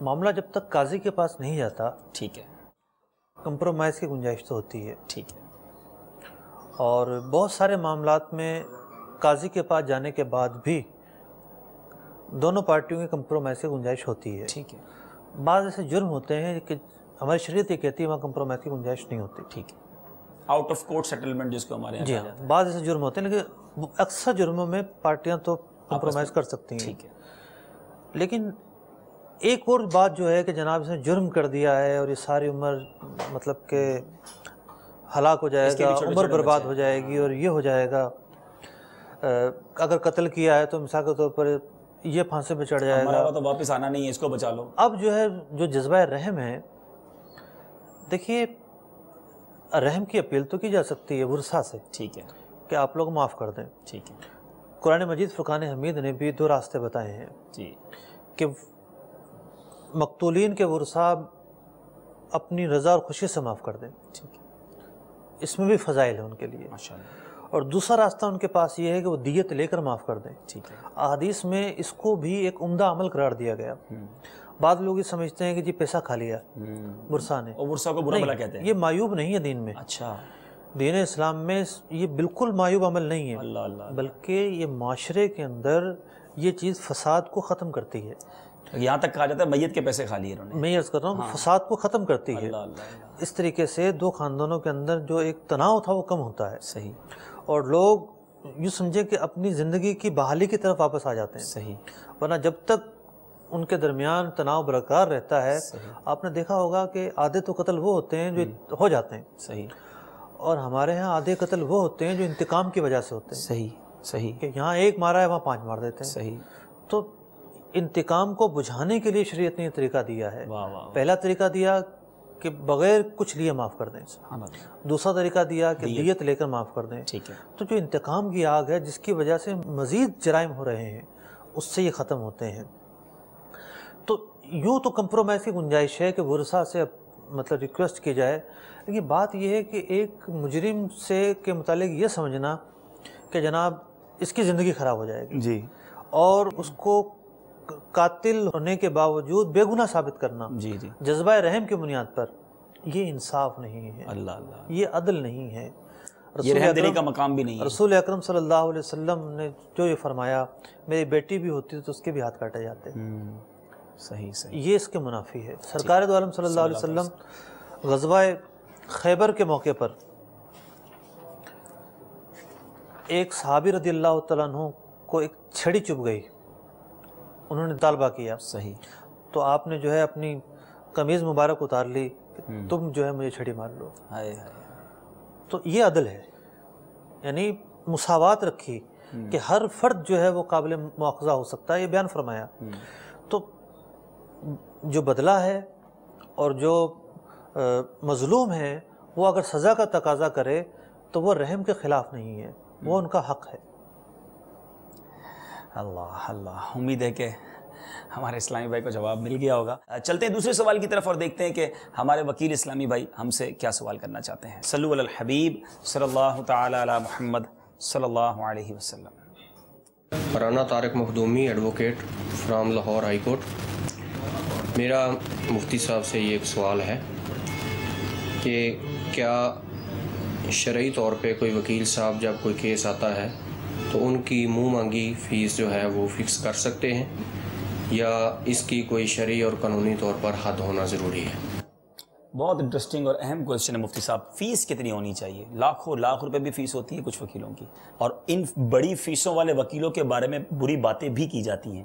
یعنی وہ بڑے وکیل ہوتے ہیں, ان کی فیسیں لاکھوں روپے ہوتی ہیں, لوگ پھر باتیں کرتے ہیں کہ اتنی فیس ہے. تو کوئی اس کی حد ہونی چاہیے, کیا فرماتے ہیں؟ اصل میں یہ شعبہ ہے سروسز کا, ٹھیک ہے, کہ جس میں کسی سروس کی بنیاد پر آمدنی جو ہے وہ لی جاتی ہے. ٹھیک ہے.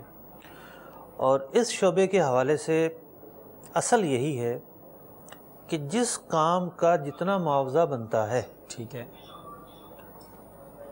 اتنا مطالبہ کرنے کا وہ شخص کام کرنے والا حقدار ہے. ٹھیک ہے. اور اتنے مطالبے پر اگر سامنے والا کمپرومائز کرتا ہے اور وہ دینے کے لیے تیار ہے تو کوئی حرج نہیں. ٹھیک ہے. اب یہ فیلڈ تو ہے بہت بڑی. ٹھیک ہے. ایک طرف فوجداری مقدمات ہیں, ایک طرف سول مقدمات ہیں, بینکنگ سیکٹر کے مقدمات ہیں, ٹیکسز کے الگ جو ہے نا شعبہ ہے. جی جی. اب ہر جگہ پر جو ہے وہ الگ الگ ریشو ہے, الگ الگ جو ہے محنت ہے, اور کوئی ایک لگا بندہ جو ہے وہ معاملہ نہیں ہوتا. ہر کیس مختلف بازو بالکل مختلف ہوتا ہے. اور صحیح بات یہ ہے کہ ذاتی طور پر مجھے بھی اندازہ نہیں کہ اس میں کیسوں میں کیا پیچیدگیاں آتی ہوں گی, ٹھیک ہے, اور کتنے پیسے رکھنے چاہیے اور کتنے نہیں رکھنے چاہیے. تو فیلڈ ہی ایک الگ ہے. تھوڑا سا ملتا نہیں ہے دارالافتاء کے شعبے سے آپ کو بھی آ کے کوئی ایک سائل تو 4 لائنوں کا سوال دے کے چلا جاتا ہے, اور بعض اوقات آپ کو اس ایک سوال کی تیاری میں کتنا ٹائم لگتا ہے؟ حضرت عرض یہ ہے کہ یہ جو وکیل حضرات ہیں, یوں سمجھیے آپ کہ یہ جج کی مشکل کو آسان کرتے ہیں. صحیح صحیح فرما رہے ہیں. ہمارے پاس آتا ہے ایک سائل, صحیح, ایک سے ایک مسئلہ لے کر. جی جی. آپ یوں سمجھیے طلاق ایک شعبہ ہے. ٹھیک ہے. میں نے آج سے 5-6 سال پہلے اس پر تھوڑا سا کام کیا اور طلاق کے 300 الفاظ جمع کیے. 300 الفاظ بہت بڑی بات ہوتی ہے. 300 الفاظ میرے پاس 5-6 سال پہلے لکھے ہوئے تھے کہ یہ اس طرح جو ہے طلاق ہوتی ہیں, اور 300 الفاظ جمع ہیں. اس کے بعد بھی ہر 15 دن کے بعد ایک ایسا مسئلہ آ جاتا ہے طلاق کا, سر پکڑ کر بیٹھ جاتے ہیں اس کا کیا حل نکلے گا. اللہ اللہ اللہ.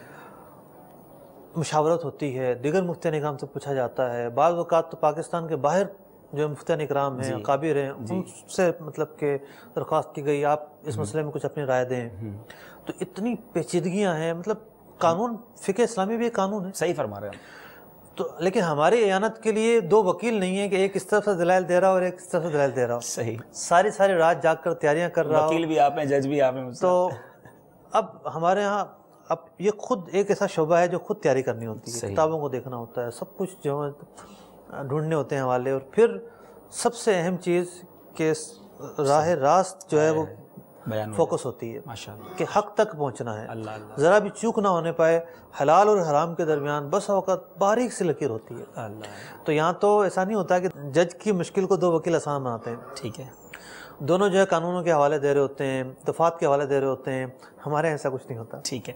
لیکن اب آپ بات ہو رہی تھی کہ ان کے کیسز مختلف ہوتے ہیں, تو فیسز کا کیا کریں مجھے صاحب؟ دیکھیں, ان کے عرف کے اندر جس کام کا جتنا معاوضہ بنتا ہے, ٹھیک ہے, اتنا تو ایک رائج معاملہ ہونا چاہیے, اس پہ تو کوئی کلام نہیں ہونا چاہیے.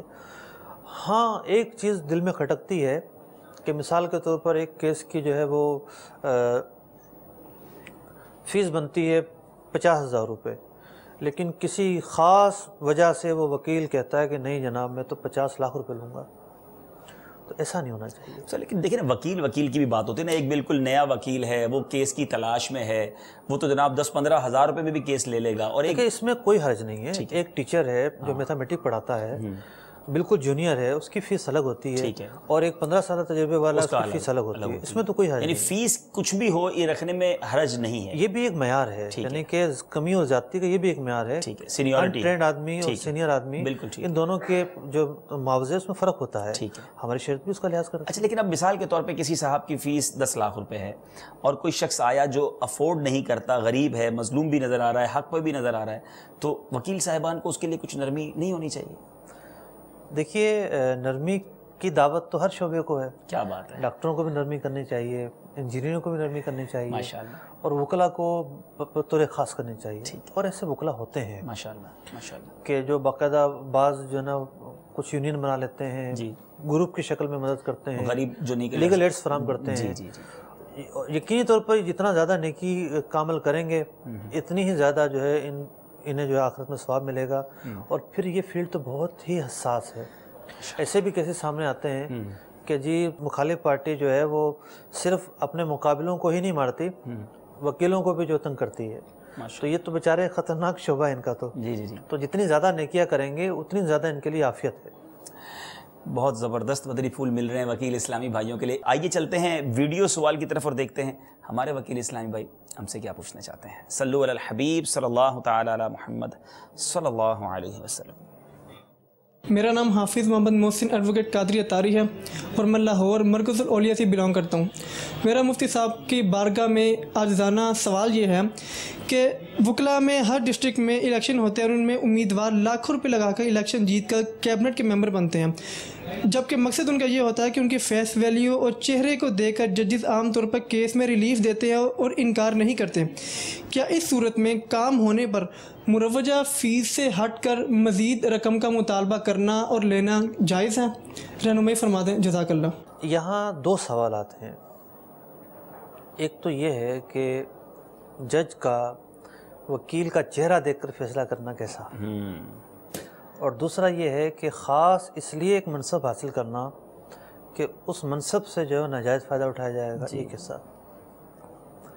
دیکھیے کسی بھی منصب تک پہنچنا بظاہر ایک نعمت ہے، ٹھیک ہے، اللہ تعالیٰ کسی کو برتری دیتا ہے تو وہ اس کے حق میں ایک بہتری کا عنصر بھی رکھتی ہے، ٹھیک ہے، اور وہی جو منصب ہے اس کے لیے ہلاکت بھی ثابت ہو سکتا ہے، صحیح، یعنی کوئی اس لیے سیٹ پر آیا کہ وہ حق کو دبائے گا، وہ اس لیے سیٹ پر آیا کہ وہ رشوتوں سے جیب گرم کرے گا، اللہ اللہ اللہ، انویسٹمنٹ کرتے ہیں تاکہ بعد میں وصول کریں، مال کمائے گا، تو یہ نعمت نہیں ہے، یہ ہلاکت ہے۔ استغفر اللہ۔ کوئی اس لیے سیٹ پر آیا کہ اسے سیٹ پر آنا پسند ہے، حب جا اس کے اندر ہے، یہ بھی اس کے لیے ہلاکت ہے۔ نبی اکرم صلی اللہ تعالیٰ علیہ وسلم نے ارشاد فرمایا، شیخ طریقت امیر علیہ سنت نے حال ہی میں حب جا کے حوالے سے مدنی پھول ارشاد فرمائے ہیں، سبحان اللہ سبحان اللہ، ارشاد فرمایا، ایک حدیث اس میں درج ہے کہ دو بھوکے بھیڑیے بکریوں کے ریوڑ میں اتنی تباہی نہیں مچاتے جتنی تباہی حب مال و جاہ مسلمان کے دین میں مچاتی ہے۔ اللہ اللہ اللہ، یعنی جو بندہ منصب پر آتا ہی اس لیے ہے کہ اسے شہرت پسند ہے، اسے جو ہے وہ بڑا کہلانا پسند ہے، تو جو الیکشن جو ہے وہ اس لیے جیتتے ہیں کہ اس سے ناجائز فائدہ اٹھائیں گے یا حب جاہ کا ان سے شامل ہوتا ہے، تو انہیں درس حاصل کرنا چاہیے۔ اللہ اللہ، اور وہ جج حضرات جو چہرے دیکھ کر فیصلے کرتے ہیں وہ بھی یقینی طور پر قابل گرفت ہیں، خاص طور پر انہیں حضرت عمر فاروق رضی اللہ تعالیٰ عنہ نے جو مراسلہ حضرت ابو موسیٰ اشعری رضی اللہ تعالیٰ عنہ کو ارسال کیا تھا وہ پڑھنا چاہیے۔ حضرت عمر فاروق رضی اللہ تعالیٰ عنہ نے قاضی شریح کو جو مراسلہ ارسال کیا وہ پڑھنا چاہیے۔ اللہ اللہ، یہ قاضی تھے، ابو عبیدہ بھی قاضی تھے، انہیں بھی ایک مکتوب روانہ فرمایا، اس میں قاضی کو کیسا ہونا چاہیے، اس کے اخلاق و آداب کیا ہونے چاہیے، یہ سب چیزیں بیان فرمائی، احتیاطیں کیا ہونی چاہیے۔ اللہ اللہ اللہ، وکیل اسلام بھی ہمارے ساتھ ہیں اور الحمدللہ ان کے کوسچنز بھی ہمارے پاس موجود ہیں۔ چلتے ہیں ایک اور ویڈیو سوال کی طرف اور دیکھتے ہیں کہ ہمارے اسلام ہم سے کیا پوچھنا چاہتے ہیں۔ صلو علی الحبیب صلی اللہ تعالی علی محمد صلی اللہ علیہ وسلم۔ جی Muhammad Mubashir Khalid Hajveri advocate High Court Lahore سے بات کر رہا ہوں۔ میرا سوال مفتی صاحب سے یہ ہے کہ بعض اوقات کسی موکل کا जायज़ हक़ लेने के लिए कोर्ट में उस हक़ के हसूल के लिए मैनिपुलेट करके कोई झूठी कहानी वज़ा करके देनी पड़ती है, तो उस झूठी कहानी के बयान करने में शरअ क्या कहती है? सर बड़ा अहम सवाल है। मजलूम की मदद करने के बारे में आपने फरमाया, सच्चे लोगों की मदद भी की जाए। वकील ये देखता है तो ये सच्चा, लेकिन इसके केस में कुछ चीज़ें कमज़ोर हैं, तो एक झूठी कहानी घड़ेंगे तो ये मामला इसका सीधा हो जाना है। अब करना कैसा? देखिए, हमारे दीन की तालीमात हमें ये बताती हैं कि सज़ा दो किस्म की होती है। ठीक है। एक दुनिया की सज़ा और एक आखिरत की सज़ा। ठीक है। अगर किसी का जुर्म दुनिया में साबित नहीं हो रहा तो ये नहीं कर सकते कि झूठे गवाह लाकर खड़े कर दिए जाएं। ठीक है। और झूठी गवाही दिलवाई जाए। ठीक है। नहीं, जुर्म साबित नहीं हो रहा तो मामला अल्लाह और उसके रसूल पर छोड़ दिया जाए। ठीक है। मुजरिम को आखिरत में ज़रूर सज़ा मिलेगी। सही। तो ये नहीं है कि झूठे गवाह खड़े कर दिए, झूठे जो है क़राइन साबित किए, झूठे शवाहिदात पेश किए, इसकी हरगिज़ इजाज़त नहीं है। ठीक है। लेकिन आपने ये फरमाया ना कि किसी का जुर्म साबित नहीं हो रहा, अब एक हक पर है और उसको जेल में डाला जा रहा है, अगर इसके लिए झूठी कहानी नहीं बनाई जाएगी तो ये चला जाएगा जेल में। अब इसको बचाने के लिए कोई ऐसा झूठा इकदाम? देखिए, झूठ की तो गुंजाइश नहीं होती आमतौर पर। ठीक।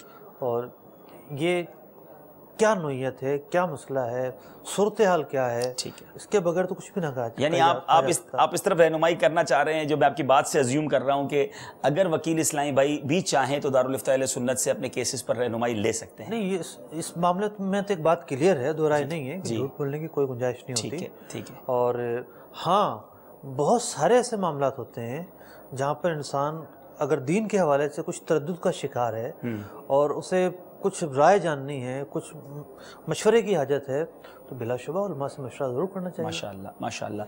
कि दीन के हवाले से हर शोबे के से वाबस्ता शख्स के दिल में सवालत होते हैं। क्या बात है, क्या बात है। यानी आप किसी भी शोबे वाले के साथ बैठ जाएं, सही फरमा रहे हैं आप, मजहबी आदमी को देखकर वो 2-4 सवाल ज़रूर करेगा।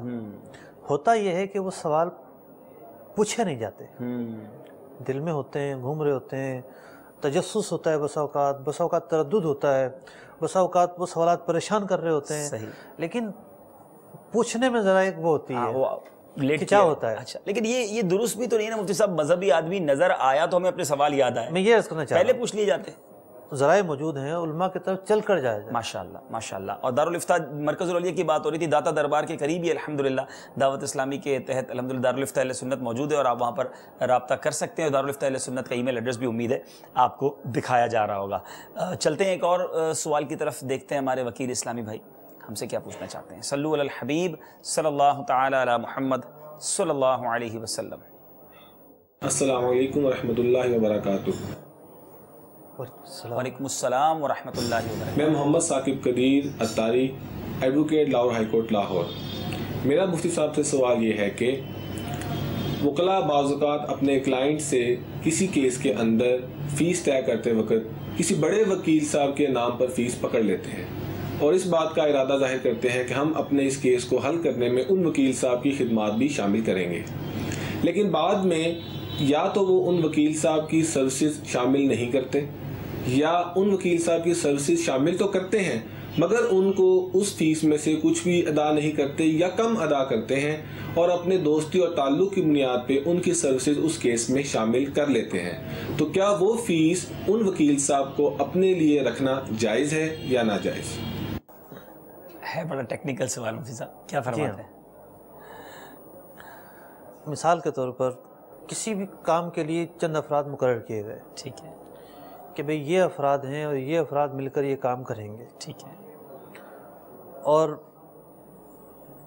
चौथा फ़र्द भी शामिल हो जाएगा, सही, वो आके सिर्फ मशवरा देगा, सही, काम करना तीनों नहीं है, ठीक है।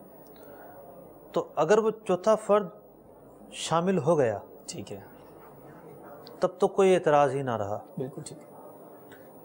अब सवाल ये है कि उसको पैसे किस तरह देंगे, ये लोग आपस में तकसीम कैसे करेंगे और कैसे नहीं करेंगे, ये इनका आपस का दाखिली मामला है। ठीक है। वकीलों ने फ़र्म बनाई होती है, बहुत एक पैनल होता है, बहुत सारे अफराद होते हैं, वो इशू करते होंगे हमारे इस पैनल में ये अफराद हैं। अब वो अपने अफराद से दोस्ती के तौर पर मशवरा और राय लें, मुआवजे के तौर पर मशवरा और राय लें, کسی اور تعلق کی بنیاد پر مشورہ اور رائے لیں، جب وہ مشورہ اور رائے لیتے ہیں تو وہ بری ذمہ ہے. ٹھیک ہے. وہ اس فرد کو فیس دیتے ہوں یا نہ دیتے ہوں یہ ایک الگ معاملہ ہے. ٹھیک ہے. ہاں یہ ضرور ہے کہ بولتے وقت یہ نہ کہا جائے کہ ہمارے پیرنٹ میں وہ فرد بھی ہے، اس کی فیس بہت بھاری ہے جی اور ہمیں اس کو دینی ہوتی ہے. تو یہاں جھوٹ بولنے کا گناہ ضرور ہوگا، لیکن ان کی آمدنی حرام نہیں ہوگی. ٹھیک ہے. اصل جو کام ہے وہ انہوں نے کرنا تھا، انہوں نے کیا. جی جی. اچھا، دوسری بات یہ ہے کہ وہ فرد سرے سے آیا ہی نہیں. تو اب بھی اگر انہوں نے صرف اتنا کہا تھا کہ ہم اس سے بھی مشورہ لیں گے، نہیں لیا، لیکن جو کام کرنا تھا وہ تو انہوں نے کیا نا. جی جی جی. اس کام کرنے کی جو آمدنی ہے وہ تو ان کے لیے لینا درست ہے. ہاں جھوٹ بولنے کا جو گناہ ہوگا وہ ان کو ملے گا. ٹھیک ہے. یعنی یہ کیس لیتے وقت یہ نہ کہیں کہ ہمارے ساتھ فلاں وکیل بھی ہے، اس کی فیس بہت زیادہ ہے اس لیے ہم آپ سے اتنے لے رہے ہیں، ان کو بھی دینے پڑیں گے، اور پھر ان کو نہ دیے تو اب یہ جھوٹ ہو جائے. جھوٹ ہوگا. ٹھیک ہے. تو امید ہے کہ ہمارے ثاقب بھائی جو تھے مرکز الاولیاء سے، ان کو بھی اس کا جواب مل گیا ہوگا. اگلے سوال کی طرف چلتے ہیں. شعبہ یقیناً ڈیفیکلٹ اور ٹپیکل ہے، ایک تکنیکی شعبہ ہے. یقیناً چلتے ویڈیو سوال کی طرف اور دیکھتے ہیں کہ وکیل اسلامی بھائی ہم سے کیا پوچھنا چاہتے ہیں. صلو علی الحبیب صلی اللہ تعالی علی محمد صلی اللہ علیہ وسلم. میرا نام محمد ایوب ارباب گجر ہے، جنرل سیکرٹری اسلام آباد بار ہوں. میرا سوال یہ ہے کہ وکلاء کے بارے میں اکثر کہا جاتا ہے کہ وکلاء جھوٹ بولتے ہیں، جبکہ ہمارا جو وکالت کا جو تعلیم ہے یا جو ہمیں سمجھایا جاتا ہے یا جو ہمیں پڑھایا جاتا ہے، تو گواہ پر ہم جب جرا کرتے ہیں تو جرا کرنے کے لیے اس سے سچ اگلوانے کے لیے ہم بعض اوقات کوئی ایسا کوسچن کر دیتے ہیں جس کا حقیقت سے کوئی تعلق نہیں، لیکن اس کا بنیاد بیسک مقصد اس کا یہ ہوتا ہے کہ وہ شخص اس کی ریٹیلیشن میں ہمیں حقیقت سچا جواب دے. تو آیا یہ ایسا کوسچن کرنا شرع میں اس کی گنجائش ہے یا نہیں ہے؟ جی سب کیا فرماتے ہیں؟ دیکھیے اتنی بات تو بڑی واضح ہے کہ صرف کوسچن جھوٹ نہیں ہو سکتا. ٹھیک ہے. یعنی کوئی بھی وکیل یا کوئی شخص کسی مجرم سے پوچھے یا کسی سے بھی پوچھے آپ فلاں تاریخ کو کہاں تھے، آپ وقوع پر موجود تھے یا نہیں تھے، آپ اس شہر گئے ہوئے تھے، کوئی بھی سوال کرے، سوال کے اندر تجسس ہوتا ہے. جھوٹ کی تعریف یہ ہے کہ خلاف واقع بات کو بیان کرنا. نہیں، ہمارے پاس ثبوت موجود ہیں کہ آپ فلاں دن یہاں تھے. یعنی ایک مفروضہ قائم کر کے جی پہلے ایک مفروضہ قائم کیا، ایک حکم بیان کر دیا، پھر سوال قائم کیے. جی اب جھوٹ ہو سکتا ہے. ٹھیک ہے. اگر وہ مفروضہ غلط ہے، خلاف واقع ہے، حقیقت پر مبنی نہیں ہے، تو وہ مفروضہ بیان کرنا غلط ہے. لیکن صرف اگر سوالات کیے جائیں، کراس کوسچن کیے جائیں، تو کراس کوسچن کرنا تو ان کا حق ہے، لیکن کوئی بھی غلط مفروضہ قائم نہ کیا جائے مجرم پر. لیکن صاحب یہ جو بات ہمارے اسلام بھائی نے کی، یقیناً یہ یوں ہی کرتے ہوں گے اور صرف سوالات میں ان کو تشویش ہوگی. لیکن انہوں نے جس طرح کہا کہ یہ کہا جاتا ہے وکلاء جھوٹ بولتے ہیں، حالانکہ ہم صرف یہی کہتے ہیں، ایسا بھی تو نہیں ہے نا. جھوٹ تو واقعی بہت سارے مقدمات میں بنائے ہی جاتے ہیں. تو جو جھوٹے مقدمات بناتے ہیں، یا جس طرح پہلے بھی سوال آیا تھا کہ جھوٹی کہانیاں گھڑی جاتی ہیں، تو وہ تو غلط ہی ہوگا. اصل میں بسا اوقات یہ بھی ہوتا ہے کہ ایک شخص جو ہے وہ جھوٹ نہیں بولتا. ٹھیک ہے. اس سے جب بھی یہ کہا جائے گا کہ یار وکلاء جھوٹ بولتے ہیں تو وہ نفی کرے گا. بالکل ٹھیک بات کہ نہیں جی سب ایسے نہیں ہوتے، جو ہوتے ہیں وہ ہوتے ہیں. جی سب واقعی ایسے نہیں ہوتے. جب شروع میں بھی ایک سوال کیا تھا کہ کیا ہمیں اجمالی طور پر اوور آل لائرز کا جو شعبہ ہے، وکلاء کا شعبہ ہے، اس کے بارے میں کیا غلط خیال رکھنے کی اجازت ہوگی، سب سے بدگمانی کرنے کی اجازت ہوگی؟ فرد معین سے تو کبھی بھی نہیں ہوگی. ٹھیک ہے. کہ فرد معین سے ہم بدگمانی کریں.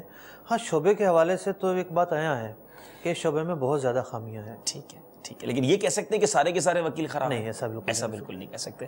تو امید ہے کہ ہمارے اسلام کو بھی جواب مل گیا ہوگا. ایک سوال صاحب ریٹن میں میرے پاس موجود ہے کہ ایک وکیل کی نمائندگی کرتے ہوئے سوال کر لیتا ہوں کہ بعض دفعہ ہمارے پاس کلائنٹس آتے ہیں اور ہم ان کا کیس لڑنے کے لیے تیار ہو جاتے ہیں، سارے معاملات طے ہو جاتے ہیں، فیس بھی طے ہو جاتی ہے. پھر دستاویزات کے سلسلے میں جو کلائنٹ ہوتا ہے ہم سے 2 دن مانگتا ہے. ہم کیس کی تیاری کے سلسلے میں کتابوں کا مطالعہ کرتے ہیں، اسی دوران وہ فون کر کے کہتے ہیں کہ ہم یہ کیس آپ کے ذریعے نہیں لڑنا چاہتے، لہٰذا ہماری فیس واپس کر دی جائے. تو کیا ہم پر ان کی فیس لوٹانا لازمی ہے؟ اس مسئلے میں ہماری رہنمائی فرمائیں. دیکھیے وکیل کی جو خدمات ہوتی ہیں وہ بسا اوقات تو ایک پیشی کی ہوتی ہے. بالکل ایسا. بسا اوقات تھوڑے لمبے کیس ہوتے ہیں. تو جب تک اس کا جو کام ہے وہ اسٹارٹ ہی نہیں ہوا، ٹھیک ہے، صرف مطالعہ کرنے سے تو کام اسٹارٹ نہیں ہوتا. اصل جو پیسے دیے گئے ہیں وہ کام بنوانے کے دیے گئے ہیں، یعنی وہ جائے اور اپنا کام کرے، پھر جو فیصلہ ہونا ہے وہ ایک الگ بات ہے۔ ٹھیک ہے، اس نے وہ چیز کی ہی نہیں اب تک، تو یہ اجرت کا مستحق تو نہیں ہوگا۔ ایسے موقع پر یہی ہے کہ یہ فیس واپس کر دیں۔ محنت تو کی نا مفتی صاحب، 2 دن مطالعہ کیا، وکیل کا تو کام ہی کتابوں سے جزیات نکالنا ہوتا ہے، اب 2 دن اس نے ساری محنت کر لی، جب فیس تیار کیا تو کہہ رہے فیس واپس کرو۔ اصل میں جو مقصود اور مطلوب محنت ہے وہ نہیں ہو پائی۔ اچھا، تو یہاں پیسے لینا اس کا حق نہیں بنے گا؟ تمام پیسے لینا تو کسی صورت میں حق نہیں بنے۔ ٹھیک ہے، بالکل ٹھیک ہے۔ سب اس میں ایک سوال یہ بھی ذہن میں آ رہا تھا، بعض اوقات کیس وکیل کو دیا کہ بھائی دیکھیں آپ ہمیں، ہم آپ کے پاس یہ کیس لائے ہیں اور ہمیں آپ، وہ وکیل بھی کہتا ہے میں کوشش کروں گا آپ جیت جائیں گے، ابھی کیس شروع ہوا اور فریقین نے out of the court settlement کر لیا، اب کیس کورٹ میں ابھی تو شروع ہی ہوا تھا اور پیچھے آؤٹ آف کورٹ سیٹلمنٹ ہو گیا، تو اب کیا وکیل کی پوری فیس دینی ہوگی یا نہیں؟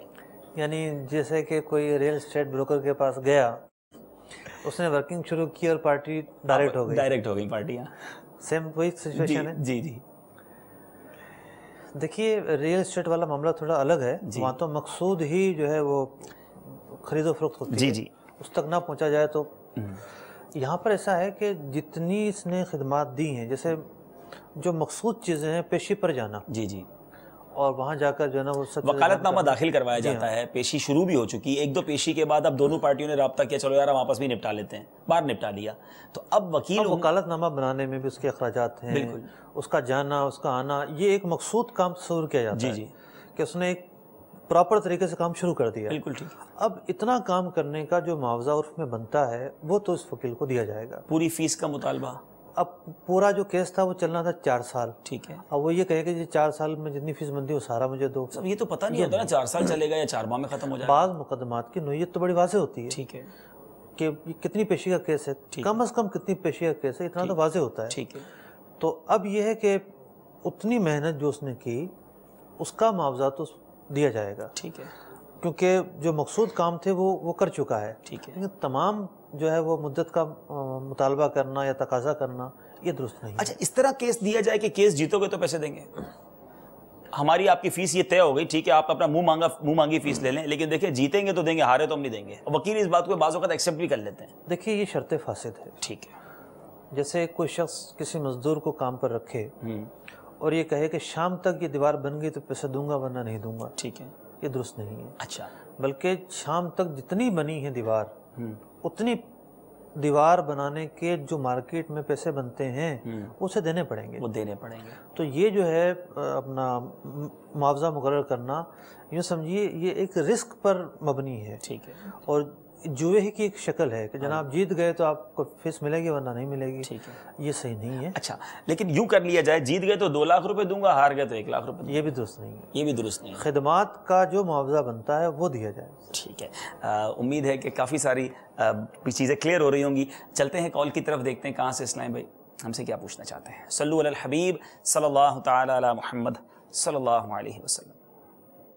السلام علیکم ورحمۃ اللہ وبرکاتہ۔ وعلیکم السلام ورحمۃ اللہ وبرکاتہ۔ میرا نام محمد اکرم اتاری ہے، نور کالونی حویلی لکھا سے عرض کر رہا ہوں۔ مفتی صاحب سے میں یہ پوچھنا چاہتا ہوں کہ حضور جب کوئی مقدمہ ہوتا ہے تو وکیل کروایا جاتا ہے، مقدمہ ختم ہونے سے پہلے وکیل کو پیسے دینے چاہیے یا مقدمہ ختم ہو جائے اس کے بعد دینے چاہیے؟ اس کے بارے میں ہمیں جواب عطا فرما دیجیے، جزاک اللہ خیرہ۔ السلام علیکم ورحمۃ اللہ وبرکاتہ۔ السلام ورحمۃ اللہ۔ جی حضور پہلے دینا چاہیے، بعد میں مقدمے تو 10 سال چلتے ہیں تو وکیل صاحب انتظار کرتے رہیں گے کہ جیسا جہاں کا عرف ہو اس کے مطابق چلا جائے۔ پہلے بعض اوقات کچھ فیس تو وہ لے لیتے ہیں کہ شروع ہوتے ہی وہ لے لیتے ہیں، جو پہلے طے کر لیا جائے، کیا کہیں گے اس کو؟ طے کرنا تو ضروری ہی ہے۔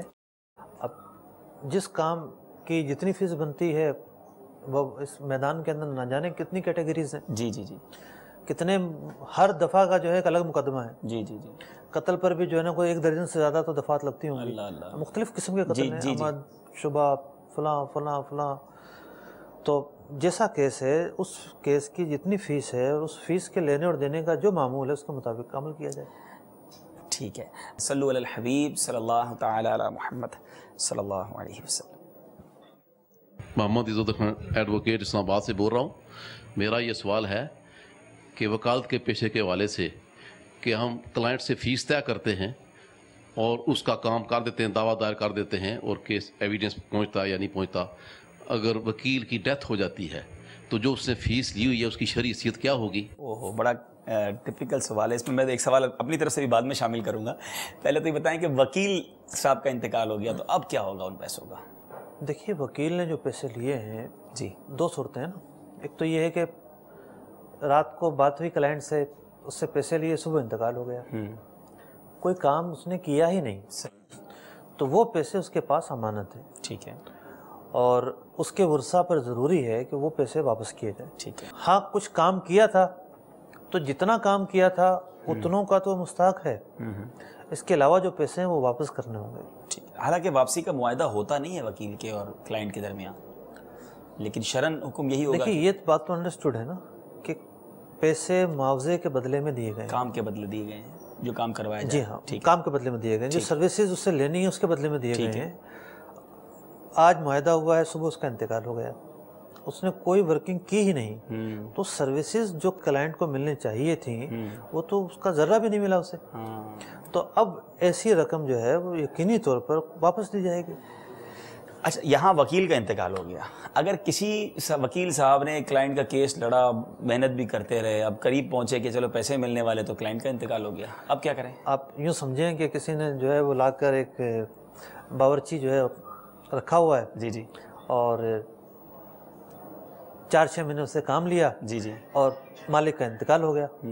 تو اس نے جو محنت کی ہے، اپنی خدمات انجام دی ہیں، اس محنت پر تو وہ معاوضے کا مستحق ہوگا. جی جی. مالک پر جو رقم ہے وہ قرضہ ہوگی. صحیح.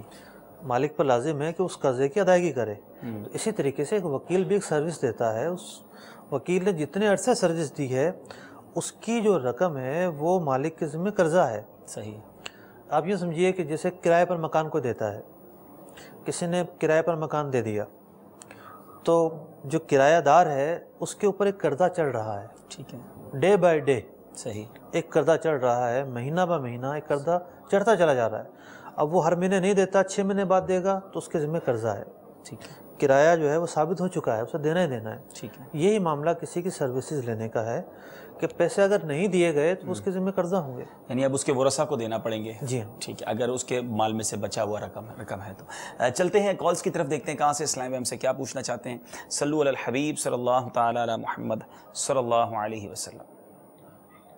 احمد سعید قائم خانی ایڈوکیٹ اتاری، سابق صدر ڈسٹرکٹ ٹیکس بار ایسوسی ایشن، سابق نائب صدر ڈسٹرکٹ بار ایسوسی ایشن. سوال یہ ہے کہ اگر کوئی وکیل کیس لیتے ہوئے موکل سے فیس طے کر لے، بعد ازاں جج رشوت طلب کرے اور نہ دینے پر 100% پتہ ہو کہ نقصان دے گا، اب وکیل جج کو پہلے بتائے کہ رشوت حرام ہے لیکن موکل کی جان و مال کو خطرہ دیکھ کر دینے پہ مجبور ہو رہا، اور پھر اپنی طے شدہ فیس میں ہی سے ہی جج کو خوف کے سبب دے دے، تو کیا گناہگار ہوگا، یا اس کی کیا شرعی صورت بنتی ہے کہ ایک بے گناہ کو نقصان بھی نہ ہو، جبکہ وکیل کو پتا ہو کہ میرا موکل اس سزا کا حقدار نہیں.